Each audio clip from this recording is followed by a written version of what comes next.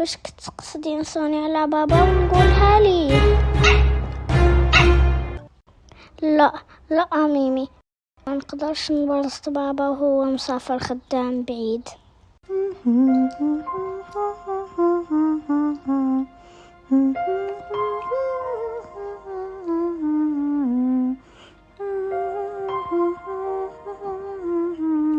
كيف يستغل مناوب الدراجة الكهربائية؟ ما فهمتش هاد الشيء. هاد السلسلة الصعيبة اللي حاطيانها هاد الأستاذة، تعصبت معاها بزاف. أوف، السلسلة اللي عطاتنا الأستاذة السيونس نارين نسيتها. بالحق عرفتي، جاتني واحد الفكرة خطيرة. غادي نمشيو عند ياقوت وهي اللي غادي تبدا دير لنا التمارين ديالنا. ياقوت؟ كيفاش أدير لنا التمارين هي؟ انا عارفه كيفاش، اجي تبعيني. ناي، ما عرفت شنو كيدار لك في راسك. كل خير، غير تبعيني. بلاتي بعدا نجيب السلسلة. في صباح يوم بارد. سلام ياقوت. سلام. لاباس عليك؟ اش خبارك؟ سلام ليلى وشيماء، شنو بغيتو؟ واش كتحفظي؟ ايوا حطي هذاك الدفتر. بغينا نهضروا معاك في واحد الموضوع مهم بزاف. واخا تفضلوا.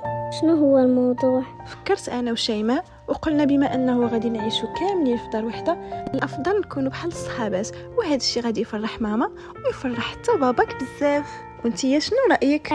بغيت نكونوا صحابات، حتى كاع نكونوا تخواتات. بغيت ما يكونوش بيناتنا المشاكل. مزيان، هذا الشيء اللي كنقصدو حتى حنايا.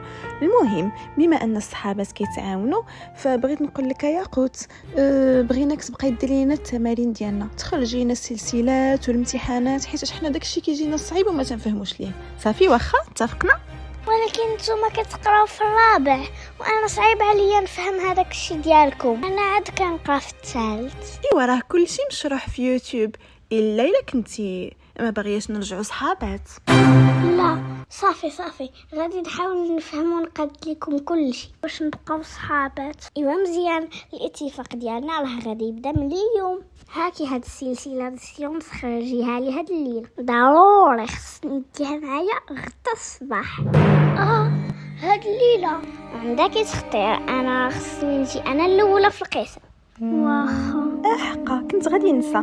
يا قوت حيدي هذاك لونسومبل اللي لابسه عطيه اللي بغيت نمشي به للمدرسه غدا، وغادي نجيب لك واحد الكسوه سيري بها. اين كسوه ناويه تعطيها؟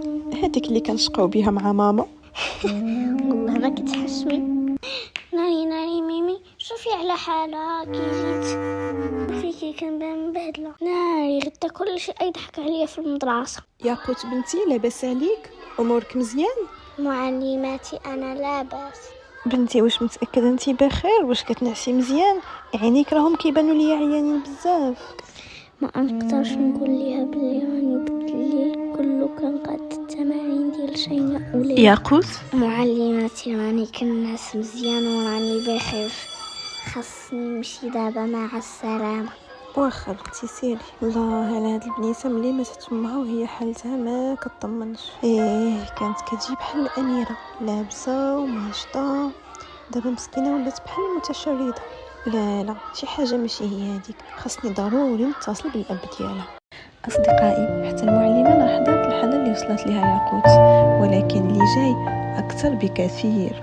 ما تنساوش تشتركوا وديروا لايك وتفرجوا الفيديوهات السابقه باش تفهموا القصه كامله. الى اللقاء.